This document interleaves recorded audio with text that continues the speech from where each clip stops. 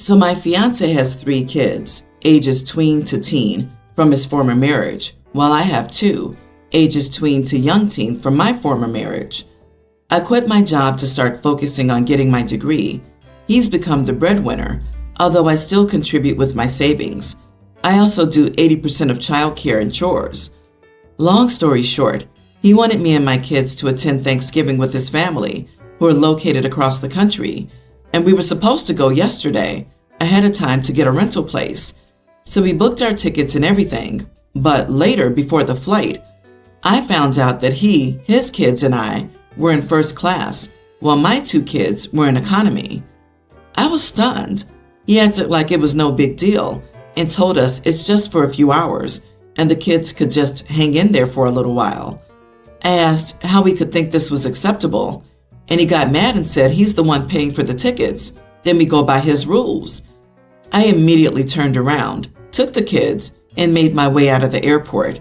He started following us, screaming at me to return, but I refused and told him I no longer felt like spending Thanksgiving with his folks after this. My youngest cried because she never flew without me. He went with his kids, and the kids and I are home. However, he's not stopped calling, trying to criticize me, and even had his mom text that I needed to get over myself and stop teaching my kids to be spoiled and entitled. She said that the fact that I was willing to miss Thanksgiving with the family over something so trivial shows my real character, personality, and mindset, or lack thereof. I've not replied, but I feel horrible. Am I the idiot? Should I have just let it slide and just gone? In case I wasn't clear, the kids and I left our family/hometown so we could go celebrate with his family in his hometown. My kids weren't too excited about leaving their grandparents for a week or so. This is just insane, but at least he was very clear in his actions. Your kids are second rate compared to his own.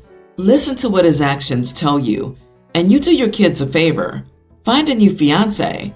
The fact that his mother agrees with him means nothing, except that she's just as insane.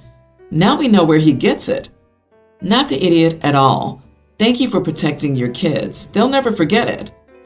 Wow, he's a jerk. His kids in first class, your kids in economy. That's a bad sign for the future. So then his response is to berate you and future mother-in-law calling your kids spoiled and entitled? Even worse. It would not have ended there. I would be done with that relationship too. He obviously doesn't think your kids deserve to be treated equally to his kids. How often does he exclude your children from group activities? What else does he do to make them feel second class? And why are you allowing this?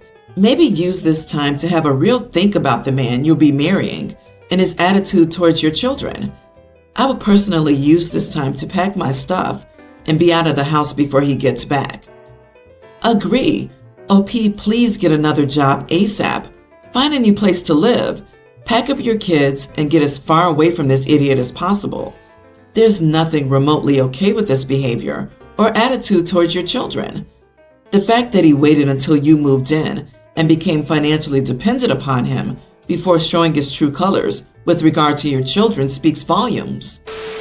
My sister, 46, had an affair with her coworker, who was married with 2 kids. As the story goes, he was in an arranged marriage and was unhappy, but his wife wouldn't let him get a divorce, so supposedly they were separated. My sister claims it was not an affair, but the timeline is a little funny, and they didn't get divorced until a year and a half into my sister's relationship with him, and only because she threatened to leave him if he didn't get the divorce finalized. As someone married and in a monogamous relationship for 11 years, I find this disgusting on both their parts. If they're not divorced or separated and okay with each other dating, I would consider what happened an affair. Am I out of line here? In my opinion, my sister broke up a marriage and a family. Again, if they had gotten together after he was divorced, or if his wife was in agreement with the separation and they were just waiting on paperwork, fine, but that's not how it went down. All that being said, I have no desire to meet this guy and do not want to be around him at our family gatherings. I understand my sister's also to blame, but she'll be there regardless of how I feel. Is it so wrong that I don't want to pretend to be friendly and okay with him on a day when we're all supposed to be celebrating with loved ones? My mom and sister think I'm the idiot because their relationship doesn't affect me, but my brother agrees that he doesn't want him or his children around this guy. My mom argues that his wife was horrible, and since it was an arranged marriage, he didn't have a choice and was never happy, and that they were separated. Isn't that always the case with affairs, though? The married partner has always some sort of sob story about how their partner just doesn't understand them. Am I the idiot here? You are the idiot. I don't think you understand how abusive and manipulative arranged marriages can be. Oftentimes, the extended family puts extreme pressure on the couple to stay together, to the point of emotional abuse and gaslighting. Women are often considered used goods after a divorce and considered lesser by the community. He was thrown into an extremely crappy situation by his family, and he wasn't happy. His family's responsible for the ruined marriage more than he is. Exactly what proof do you need to know he was separated? You don't know if they were separated. You were just making assumptions and forming your narrative. His wife may have also been seeing someone else and hated the marriage just as much. It's not your place to judge. You are overstepping and causing unwanted drama. Number one, it just doesn't sound like this was an affair at all. Sounds more like you're just looking for a reason to be mad at your sister. Number two, their relationship doesn't affect you. And what exactly do you think he'll do around the family? Is he going to start encouraging all your kids to be polygamous? LOL. You make many assumptions about a relationship you're not a part of. Lady, mind your own business. My parents divorced when I was 7, as my dad had an affair. My mom has even admitted she didn't love him, and the affair hurt her pride more than anything else. They were also heavily pressured to marry by their parents, which made sense. I'm not condoning what my dad did, but it was pretty clear the marriage was for show. Anyway, my dad married his affair partner, Emma, and she was the best stepmom a kid could ask for. She always tried to make me feel like her own. My mom married Owen a few years later, and he really didn't give a crap about me. That being said, Owen clearly loves my mom and lavishes her with attention, so she has emotional and financial support. Also, if he needed to do something for me, like say she was sick and I needed a ride, he would. He just never engaged with me. As a result, I prefer my dad's house. My mom didn't make a fuss when I began spending all my time there. She would take me on some weekends to do fun stuff, but she wasn't that into the day-to-day stuff. I don't hate her. We have an okay relationship, but I prefer my dad and Emma. I'm currently getting married. We'll call her Kate. Kate has a civil but shallow relationship with my mom and a great relationship with Emma. Emma has been helping her a lot with the wedding planning, though my mom is actually a wedding planner, so that might irritate her a bit. Well, recently Kate contacted my mom to talk to her about the mother of the groom dress. We want our parents to match our aesthetic. Kate asked my mom to wear yellow, and my mom didn't seem to have a problem at first, but did make a snide comment about how it isn't fair that the bride's mom gets to choose first. Kate let it slip that her mom and Emma had already chosen, and my mom lost it. She called Kate disrespectful and said she couldn't wear yellow because she was blonde. What? At this point, Owen started laughing at our wedding colors, so I got annoyed. My mom tried to guilt me by saying it wasn't fair and that Emma and my dad could give me more attention and fun, but my mom was a single mom. I laughed and said she was not a single mom. She was married. He helped out if he had to, was a great financial provider, and clearly made her happy, so I don't want to hear her whining. My mom snapped at me that she was a single mom, and I'm devaluing that and choosing my cheating dad over her again. She called Kate a witch and said that she would not be wearing yellow. Owen blew up and told me to leave his house and get away from his wife. Not the idiot. Single parents do not have someone to share the responsibility of raising a child. As a mother in general, it doesn't sound like she parented you to the best of her abilities, and thankfully, you had another set of parents who cared for you well. Unfortunately, narcissistic parents like these are so common. You're not an idiot for pointing out the truth. Wow, way toxic environment there. So you basically grew up with your dad and stepmom. Your mom doesn't get involved in the wedding planning, and now she tries to spoil it and verbally abuses your fiance. I would say the most important thing is to stand by your soon-to-be wife. You're starting a family and this is your big day. She called Kate a witch. I would ask for an apology for this. And if she doesn't, she's not needed at your wedding. I think she doesn't want to go because people will see how much closer you and Kate are to your family with your dad, which is no wonder, and she doesn't want to be seen as who she is. She decided to play a more remote role in your upbringing, as many divorced fathers do. That was okay for you. You had a loving and caring family, but to now try to rewrite history and call your wife a witch? If you don't put your foot down now, you're off to a bad start in your marriage. You are the idiot. I don't know, you seem to gloss right over the fact that your dad had an affair that ended up wrecking their marriage. Sounds like she still harbors some resentment about that and wasn't nearly as cool with it as you insist she was. Am I guessing that her getting you on the weekends when you were a kid was because she was working during the week? It sounds like she still feels sad and guilty about that too. For several years, she was a single mother, so I'm not sure why you felt you needed to challenge her. She probably struggled after her marriage ended far more than you realize. Your dad had another family waiting for him after the divorce. Your mother did not. Have you ever tried to talk to your mom about her life? I guess not. Lots of people here say she's a narcissist, but is she really? My ex and I share 50-50 custody of our son Gabriel, tween. Basically, we have him every other weekend.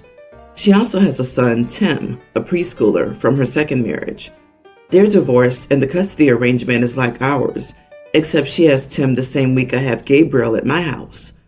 Her second ex-husband used to work around our custody agreement, so my ex asked me to change ours.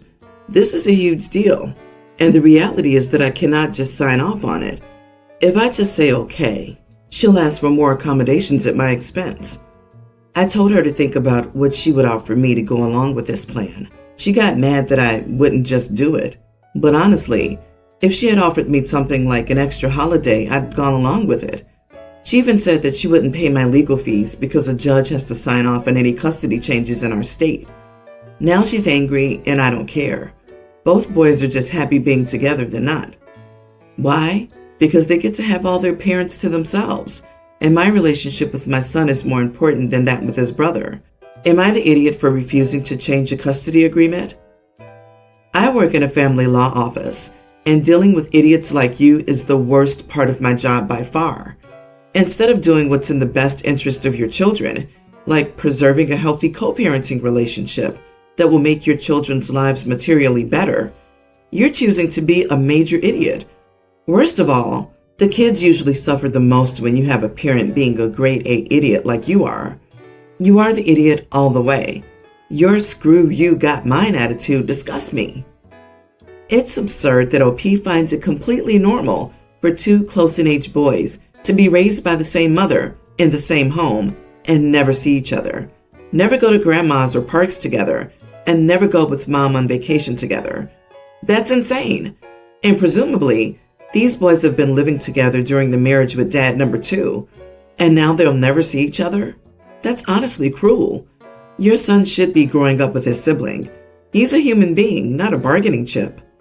My relationship with my son is more important than that with his brother. Read that back to yourself, OP. Be the better person. Love your child more than you hate your ex. Swap weeks so that the siblings can see each other.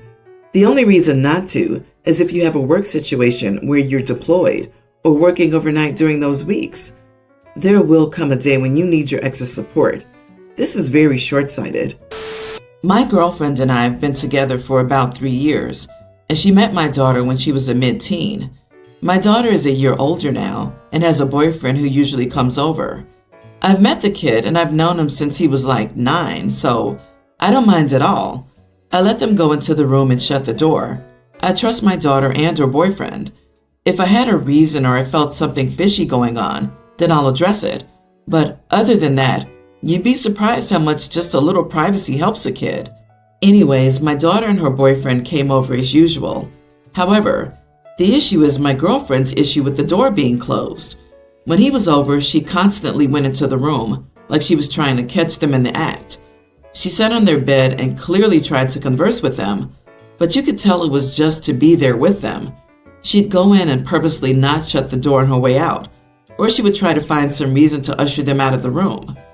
I guess she also went to my daughter and told her that it's not okay to have doors closed in the house, especially with a boy, and to not do it again because she's a child and we should know what she's doing in there. Apparently she's done this 4 times, and my daughter finally told me about it. I talked to her and said that I'm fine with it. They aren't going to drop pants. They're cuddling like normal teenagers. And I don't appreciate you having that kind of discussion with my kid without my knowledge. And please be aware when she's stepping out of bounds. She said that when she's here, it makes her uncomfortable, and she should have just as much say as I do, because 1, my daughter will never take her seriously, and 2, she feels uncomfortable with that, and if she feels uncomfortable, it should be changed, and 3, no kid should be left with a guy unattended, and to not be aware of what my kid is doing is neglectful, and I'll pay the price when she's pregnant. I said, number 1, her reasoning seems like some sort of power play to show her authority, which my daughter nor I ever said was okay. Number 2, I'm sorry she feels uncomfortable, but that gives her no right to make my kid uncomfortable, and these are the boundaries I made with my child. And number 3, if I thought my kid would be irresponsible with the freedom I choose to give, I wouldn't give it. And she's not given her or me any reason to believe she's reckless with herself or others. We went back and forth with her, saying that I was letting her make bad decisions, and that since I won't be a normal parent, she would watch her as she saw fit. I said that if she continues to undermine my authority as her parent, she needs to leave, as she won't make my kid feel like she has no privacy and won't undermine me as a parent. Well, she left. I've talked about this to a few people, and while they agree she was wrong, they say kicking her out was wrong of me. Not the idiot. Your girlfriend has known your daughter for just about what, a year? And girlfriend thinks it's okay that she should have authority over your daughter rather than form a bond with her? It's one thing if your daughter's making bad decisions and messing up her life. Even then, how your girlfriend is going about this crosses so many boundaries. If your girlfriend can't respect the boundaries you've set with the trust you've put in your daughter, this relationship isn't salvageable. You've been dating for 3 years and aren't engaged or anything. Cut your losses, OP. I'm sorry. If she feels uncomfortable, it should be changed. Absolutely mental. This lady has issues. You were right to stand your ground and correct on kicking her out, in my opinion. She wouldn't have gotten the message without such measures. Heck, chances are she still hasn't gotten it, but whatever. Take care, my dude. Exactly. Crazy mental issues. I couldn't ever imagine saying something like that to a person I'm dating. Not her home, not her child. I could vaguely understand if she were living with you permanently, but she's not. If she had an issue, she should have come to you first, instead of assuming she had the right to act in loco parentis. Also, this kind of attitude results in kids being secretive and hiding things. That's when the problems are most likely to arise. You are the idiot. And it's adorable that you think all your daughter and her boyfriend are doing is cuddling behind closed doors. I do agree with your girlfriend that allowing your teen daughter to be behind closed doors with this boy might not be the best decision. So generally consider if her concerns have merit, but obviously, you know your child better than strangers on the internet. If you're wrong, you'll learn the hard way.